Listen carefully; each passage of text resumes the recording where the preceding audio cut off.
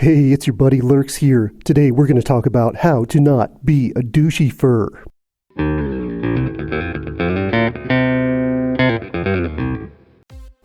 That could be a t-shirt idea. Alright, we've made some videos in the past about interacting with furry content creators appropriately, how to get blocked on social media, and stuff like that. But we're going to condense it all down today into a relatively short video on basically how not to be a massive douche in the furry fandom. Some of this stuff seems like it should be obvious, but unfortunately, apparently it isn't. Now, these things are strictly our opinion, and you may disagree with them, and if you do, feel free to put it down in the comments and explain your point of view on it. We won't be offended. Don't be a douchey fur. Now, a lot of this stuff will apply to the world in general and not just the furry fandom, and this first one is no exception to that. Don't message people with things like hi and hello, and then be irritated when they don't respond. It's really difficult to respond to something like that and to understand what the person really wants. It's like, put some effort, put some thought into it. If you want to talk to this person, initiate a conversation. Unfortunately, a lot of people are just going to ignore these things. I mean, what do you say to hi? Like, do you respond with hi? Do you expect them to initiate the actual meat of the conversation? No, have something good to say. Don't be a douchey fur. Alright, continuing on that, say you do come up with something good to initiate the conversation with. Don't immediately start pestering them to voice chat or video chat just because they respond.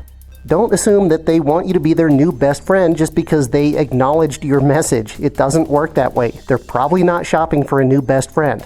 Those sort of friendships develop over a long period of time. It's not something instant. So don't be annoying. Don't be like, okay, now can we video chat because you talked to me one time? No, you're doing it wrong. Don't do that. I've had to block people for that. Don't be a douchey fur.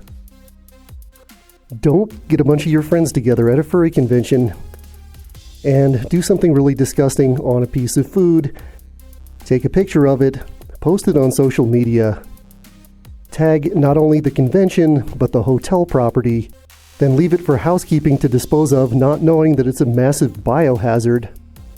Then, instead of apologizing and admitting that you went too far, celebrate it. Turn it into a meme. Make it your entire identity in the furry fandom and do it all over again. Yeah, don't do that. Don't be that guy. You may know who I'm talking about. I may have made a video on that topic in the past. If you don't know who I'm talking about, you're probably better off just not knowing. Don't be a douchey fur. Don't be a douche to artists. Don't send messages begging for free art. It's really awkward and uncomfortable and annoying for the artists, and they're just not going to give it to you most likely, so don't do that. Also, don't leave public comments on social media criticizing their artistic skills or their style, and especially their pricing. I see that one all the time. That's so rude. If you don't want to pay the price for the piece, if they're actually overpriced, people are just not going to pay it, and they're going to have to lower their price. It sort of happens naturally. You don't have to be a douche and make a comment on it. And if you do commission an artist, don't constantly pester them asking when your work is going to be done. It takes time. I mean, if months and months and months have gone by, yeah, you might want to give a polite message and say, hey, what's up? But if it's only been like 3 days, come on, leave them alone. Don't be a douchey fur.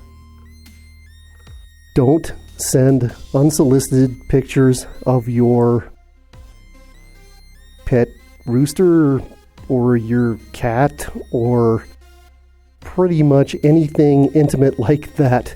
You need to get to know people a little bit. You need to have a conversation with people and understand people's comfort zone and understand people's level of interest before you even think about doing stuff like that. That is going to get you insta-blocked, and it's a pretty big guarantee that you are a douche. Don't be a douchey fur. Alright, I can't believe I actually have to say this, but don't be a freaking Nazi or a neo-fascist or a member of a hate group. Like, I don't understand how people can reconcile that with the furry fandom or be that way in general. I mean, there aren't that many legitimate, neo-fascists in the fandom.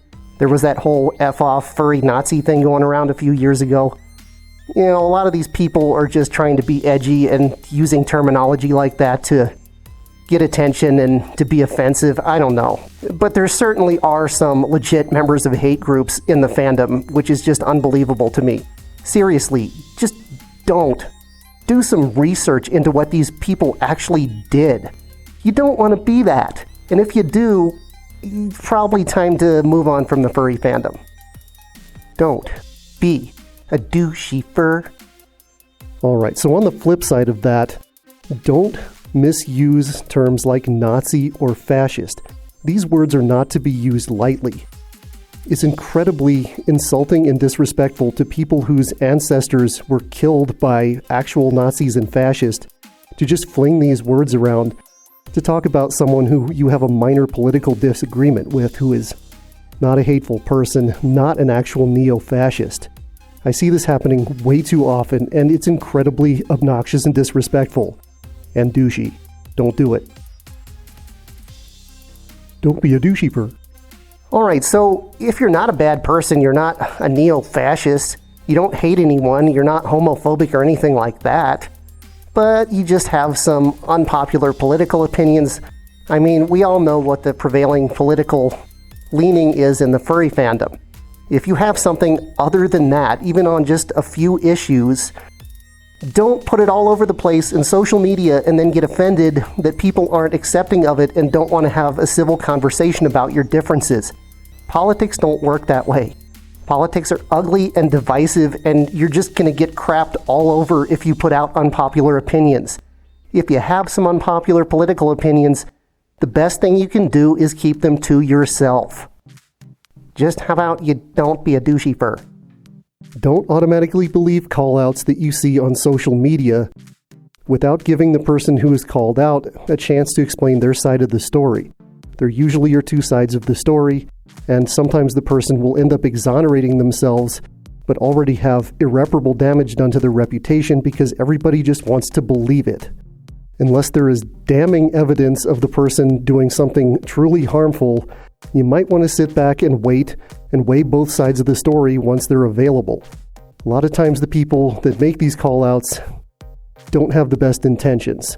Sometimes they do. I mean, if it's like evidence that somebody, clear evidence that somebody has hurt a child or an animal or something like that, or is truly a member of a hate group, yeah, I mean, that person deserves to be canceled. But I've seen people getting canceled on social media, especially furry Twitter, over stuff that really isn't that awful.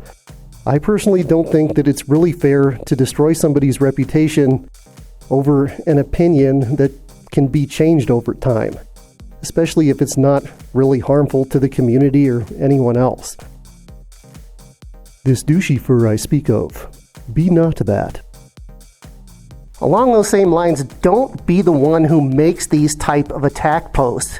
Unless it's a legitimate call out and you have hard evidence that this person is harmful to the community and needs to be exposed, don't trash people over minor stuff. A lot of these call outs, which are more, in my opinion, cancel culture, are over stuff that's really kind of insignificant. Somebody has narcissistic rules on their Discord server. Some of these are put out there with obvious bad intentions. I mean, stuff used out of context, pieced together to make the person look as bad as they possibly can be made to look, just to get clout for themselves and get notoriety for being the one that brought down a well-known person. That sucks. Don't do it. Don't be a douche. No douchey fur for you. Alright, so the last douchey thing, and this one always ends up being just a little bit controversial when I talk about it. Not sure why, but it just is. Think about the image of the furry fandom when you are in public. And that includes out in public spaces at cons. You know, walking around in the park, in public, that might not be the best place to bust out the latex and the pup hood. Just saying. You know, the public image of the fandom is something that we all should consider. You know, if you're walking around like this guy here, famously from Rainforest 2015, that isn't really a good look for the fandom. That kind of thing can end up costing conventions their hotel space, and just generally making people believe negative stereotypes about the fandom even more. There's a time and a place for adult stuff, and that's either in private or at events that are geared toward that kind of thing, where the general public is not going to be there to witness it. All right, what do you think? Agree? Disagree? Put it down in the comments and let us know. Also, thanks as always to our amazing patrons. You are super awesome. If you're not a patron and you want to be super awesome too, feel free to hit the link down there in the description. There's also some merch if you're interested in that. We'll be back in a couple weeks with more fuzzy content for you. Until then, stay fuzzy and stay safe. See you later.